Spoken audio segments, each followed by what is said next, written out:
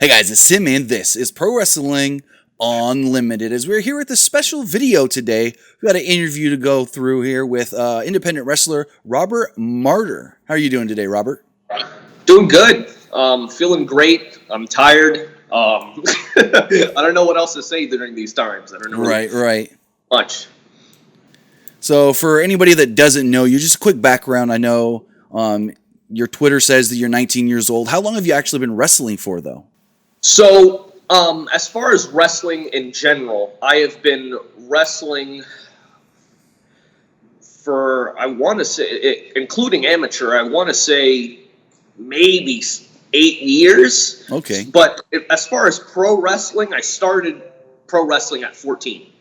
And I'm 19 now, so it's about 5 years of doing this. So here's the question. How long or how much have you actually trained this year, though? This year? Well, so January, February, and March were all good, running like normal. Right. And then the virus hit. And I want to say for like 2.5 months, I did not train. And then I have a friend who is, I don't know, he came in contact with this guy, and he has a ring in his house. So I was like, the jackpot. I don't know how this happened, but I ended up training at this guy's house with a ring in it. Gotcha. And eventually, my school opened back up, and I've been training there. Oh, that's good. That's good. And you're down in Florida? Yeah, Orlando, Florida. Gotcha. And so you said you did amateur wrestling. Was that like in high school and stuff? Yeah, I did it in high school, and I did a little bit in middle school, but I didn't really, have competitions. I just did it for like 4 or 5 months and stopped. But gotcha. Notable thing is my family is full of boxers. Oh, Family's okay. full. I boxed. My mother boxed. My grandfather boxed. I think my step-uncles, 3 cousins. There's a lot of boxers in my family. My grandfather was a very, very good boxer in Puerto Rico. So. Oh, wow. That's crazy. So you come from a line of boxers. What shifted you over to wrestling? Well, that's a hard question because, honestly, I love boxing. I still love boxing, but there was something. It was like a battle of two loves. It's like I liked boxing, but I loved wrestling so much more. It was just completely different. My grandmother got me into wrestling. She had VHS tapes, and every time I'd go to her house, she had VHS tapes of CMLL, AAA, La Parka, like early 90s tapes of Rey Mysterio and Eddie Guerrero and Art Barr. Like crazy, like rare stuff that now I look back and I'm like, I need those tapes. I need them now. And then she had a bunch of Ruthless Aggression era tapes. I want to say SmackDown 06, not SmackDown, SummerSlam 06, and then Vengeance 2003. That was the paper that got me into wrestling. 100%. Nice. And it's funny that you say your grandma got you into wrestling because a lot of people you hear, oh, my older brother or my dad, but I've actually heard quite a few people say, oh, I started watching wrestling with my grandmother. Yeah. It's not that uncommon as you would think. It's weird, but I have to think that, my grandmother would die for Eddie Guerrero. Like, she was just that much of a hardcore fan of Eddie Guerrero. And I think she met him like once or twice. Oh, nice. Yeah, but she was just infatuated with wrestling. And I don't know, that's just where I got it. Every time I would go to her house, that's what I'd watch. That's cool. That's really cool. So your grandma got you into wrestling. You come from a bunch of boxers. What was the first thing when you were like, all right, I'm watching this on TV. I saw Vengeance 2003. I really want to maybe try to do this. What got you to go, all right, now how do I figure out how I can do this? So, that's an interesting question because when I consistently, because I only thought wrestling was, within these 4 VHS tapes that I had, I had no idea that there was more. So there was one day where I was, flipping through the channels, probably like 2007, 2008, and I flipped through the channels, and I think it was either on USA or Sci-Fi at the time. They had Superstars. This is when like Undertaker was on Superstars. Like okay. Yeah, like this is when Edge was, I want to say, the champ, and he was on Superstars every week. And I was like, wait, that's the stuff I watch on my grandmother's VHS tapes.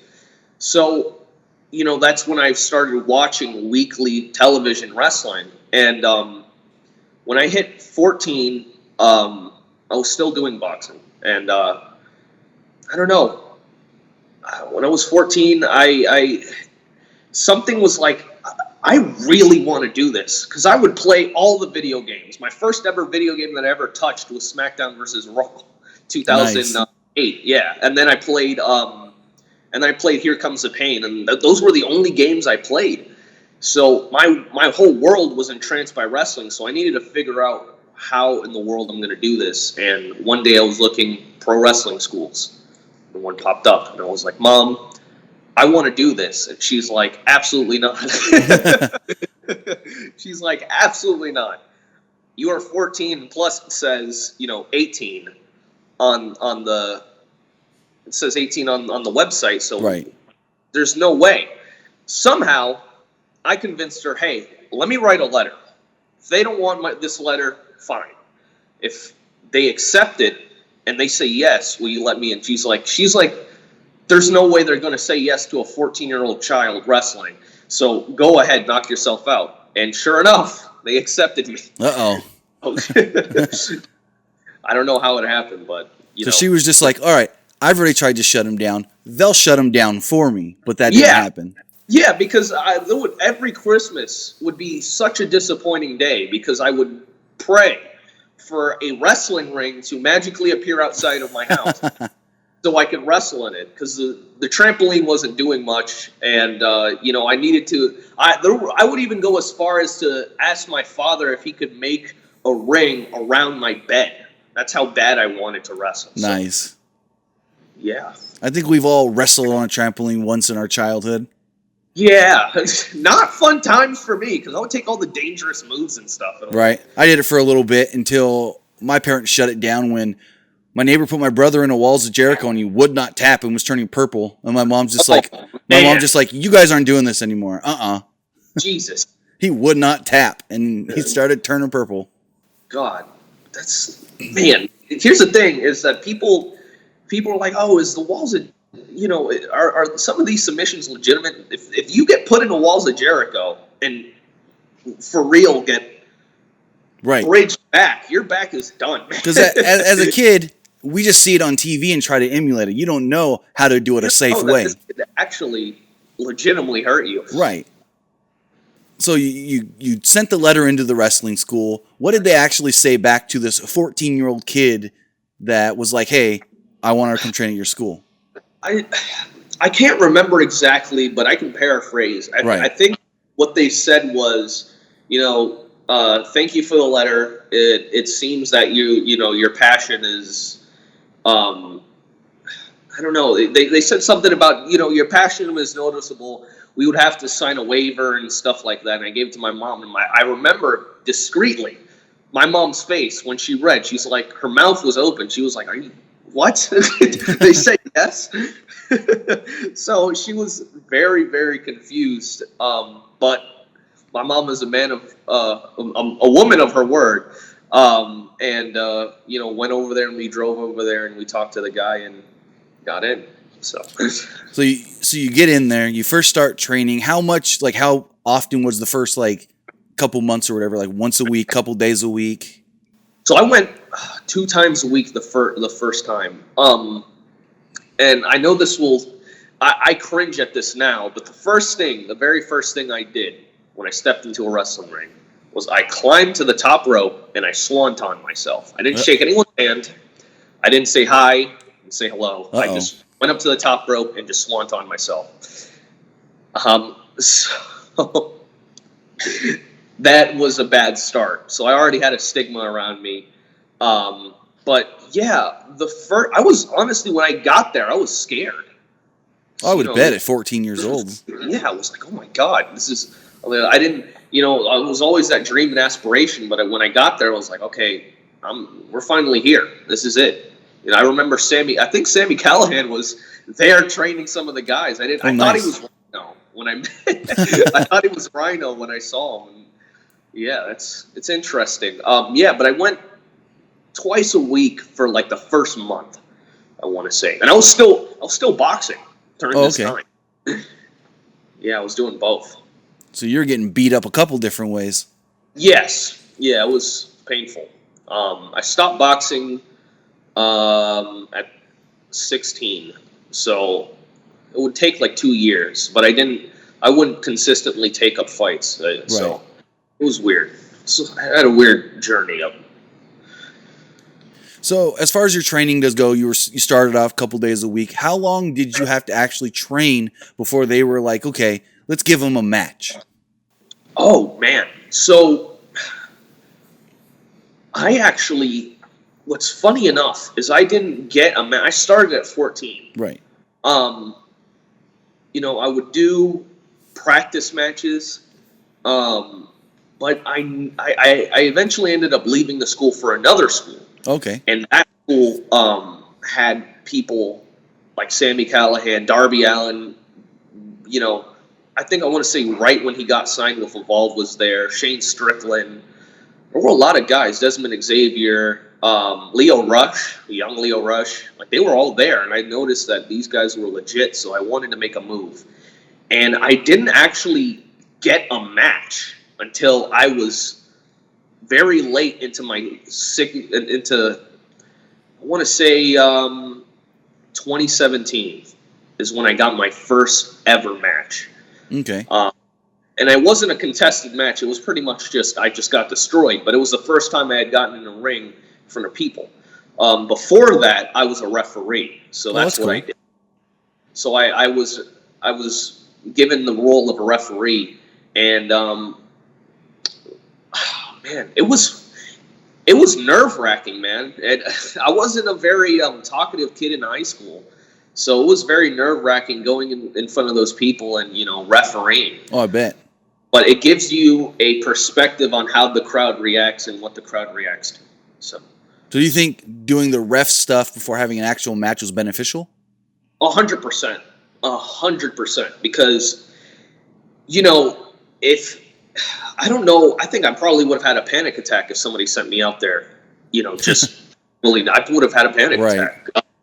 But being a ref, I understood to talk to, the wrestlers, let them know their times, all that stuff. And it helped me in a way being more comfortable in front of people, being a lot more open, being in my shell. And I got to ref some good matches, man. I got to ref Tessa Blanchard versus Kaden Carter. Oh, that was probably pretty good. They were both signed, and I didn't know how big that opportunity was until after. Right.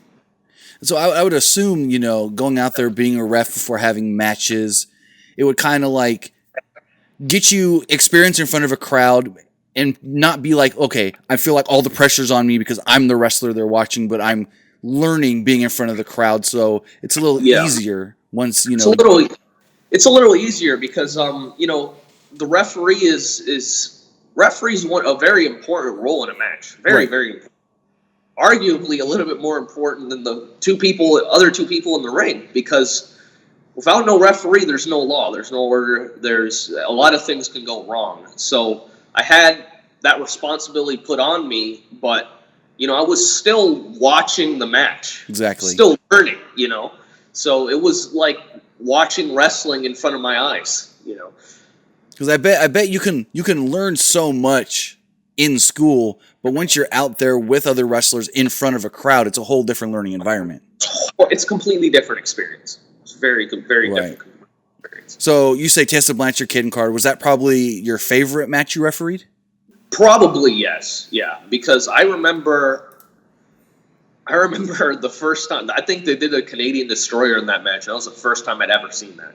So I was like, what in the hell? I guess I have to count at 3. But yeah, looking back, it's probably on YouTube somewhere. I got to find it. But yeah, that was a really good match that I remember. So you say you switched schools. Is that the school you're still with now? Yes, that's the school I'm with. And out of everybody that you've worked with there, you've trained with, been your trainers and stuff, who do you say has so far had the biggest influence on your short career within the last 5 years? It's hard to give that to one person because as far as me as a wrestler, it's always been in stages. Right.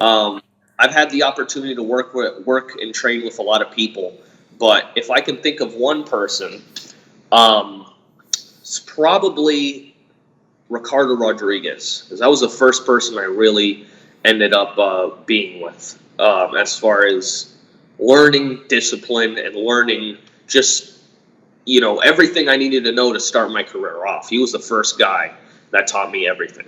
Okay. Not a name you usually hear when people say, I was trained by so-and-so.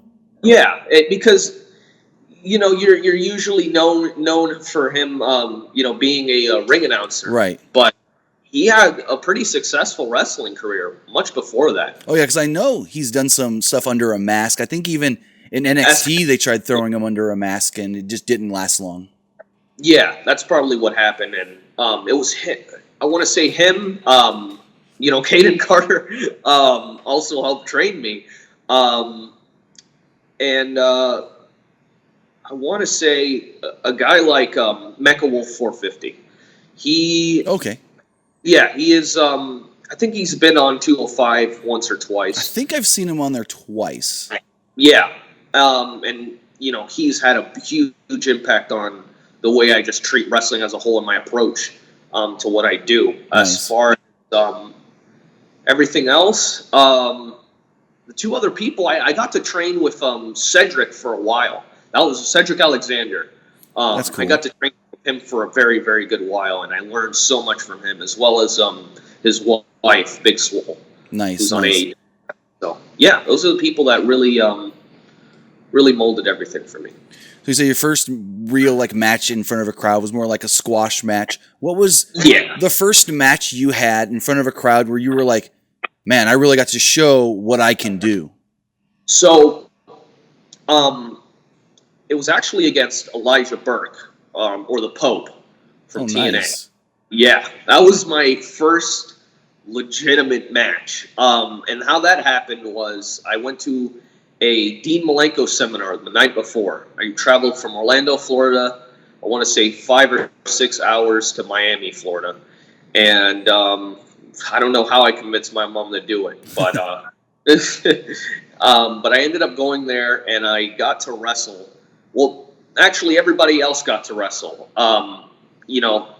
Everybody else got their time to, I guess, call their matches and, do all that good stuff. And for some reason, they didn't pick me. And I was like, I kind of wanted to wrestle, but at the same time, I was kind of nervous, because I had never really stepped up to the plate like that as far as, I don't know, I just never been in that situation. So I introduced myself to Elijah, and he was like, oh, so you want to wrestle? And I'm like, intimidated, star-studded. I didn't know what to say. And I'm like, yes, sir. And he's like, all right, I'll have something for you.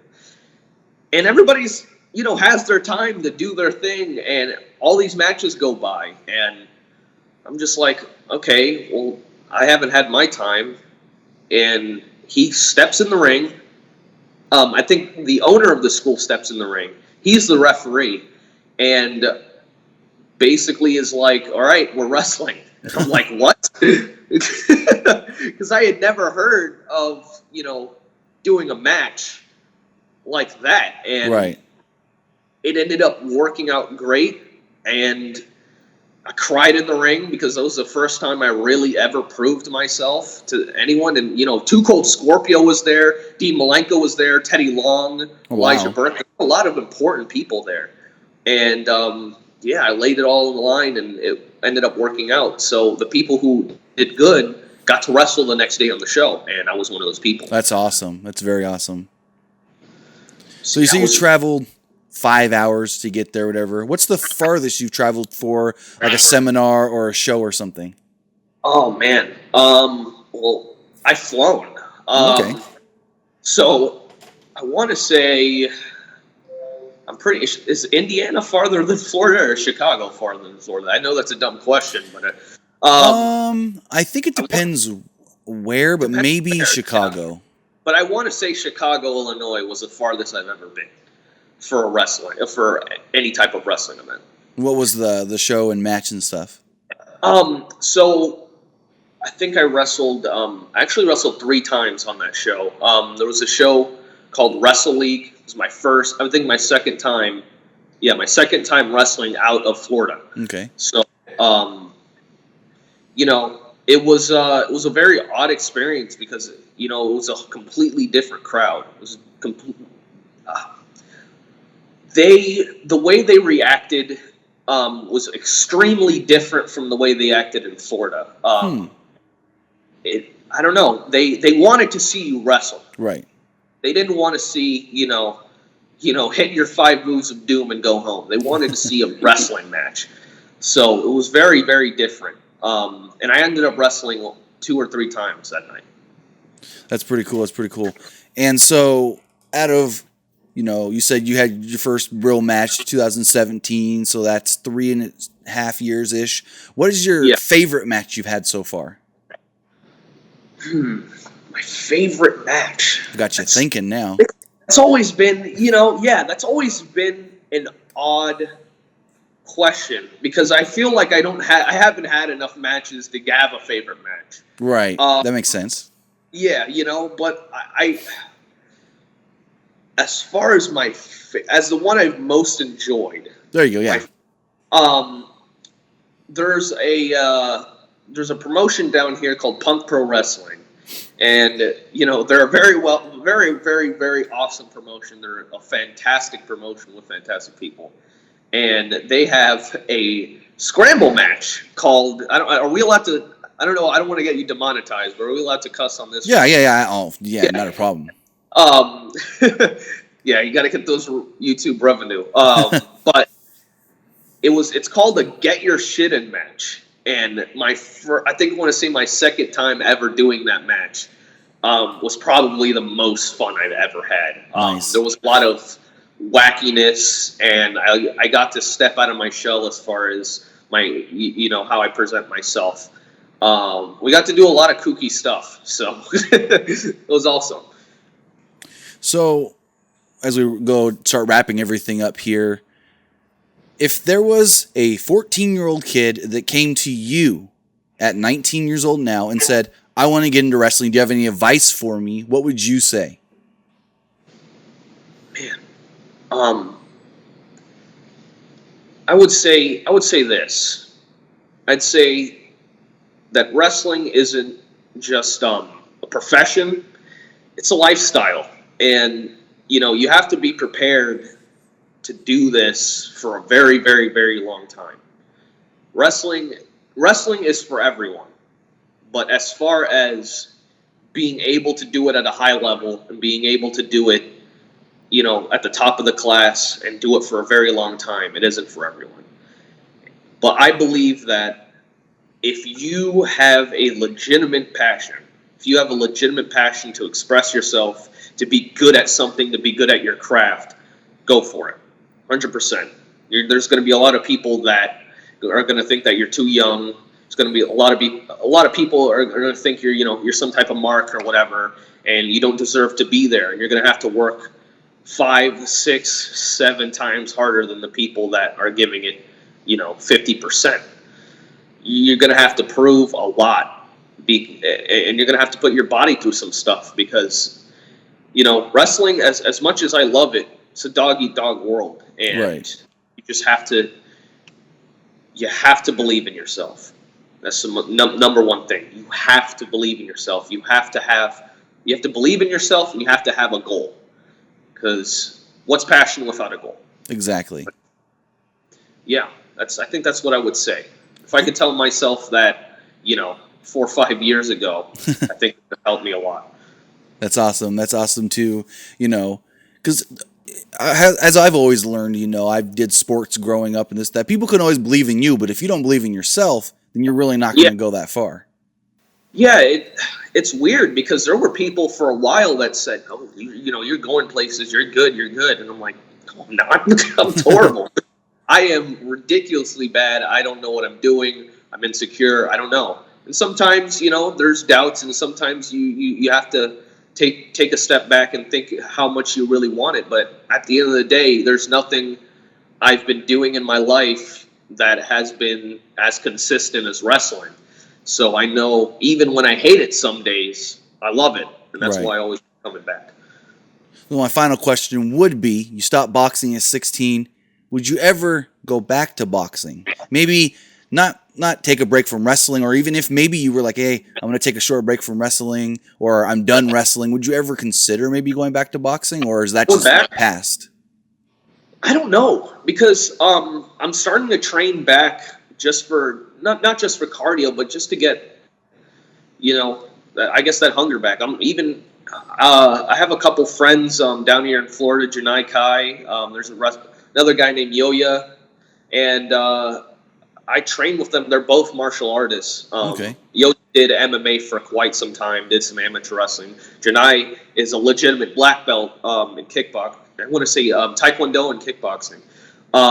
But, even, doing the pads with them brings my hunger back. And, I don't know.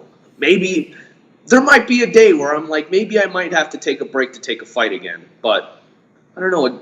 I'd have to see. I'm enjoying wrestling way too much now. But well, that's good to hear. So with that, I want to say thank you for joining me here today. Where can people find you if they want to hit you up on social media or see some of your matches? Oh, so you can catch me on Twitter at @TheRobertMartyr, and on Instagram at @DeathToMartyr, because I hate myself. But I don't know. You can find a lot of my matches on YouTube, but again, with this virus, it's kind of hard. But I'm always posting content on my Twitter and Instagram, so that's always something I like to, update people on and post some training videos and whatnot. That's cool. That's cool. Again, I want to say thank you for joining me here today. I had a great time talking to you about your journey over the last 5 years. I think it brought a little insight maybe to some people that are younger and want to maybe get into it and think, hey, I was told, 14, 15's too young, but he tried. He got in, and it worked out for him, so maybe I can go forward. So maybe one younger kid may hear this and think, hey, if it worked for him, maybe I'm not too young. 100%, and that's what it's all about. One of the biggest reasons I'm in wrestling is to impact people. I love to see, whether they hate me or love me. I love to see the passion and reaction in their face. So if one person gets something out of this, that's great enough for me. Thank you so much for Wrestling Unlimited. I love your guys' channel. Thank you. I endorse these guys. These guys are awesome. So, well, with that, again, I want to say thank you for joining me, and I'd love to talk to you again. Maybe once everything settles back out and you can have some more matches, and we can be like, 100%. Hey, how's it all going now that everything's back? Maybe we can do a follow up on you started wrestling again, so we can do like hey, part two of, hey, everything's coming back, and here's how I've experienced getting back into it. 100%. I'm down. Thank you guys so much. Appreciate it.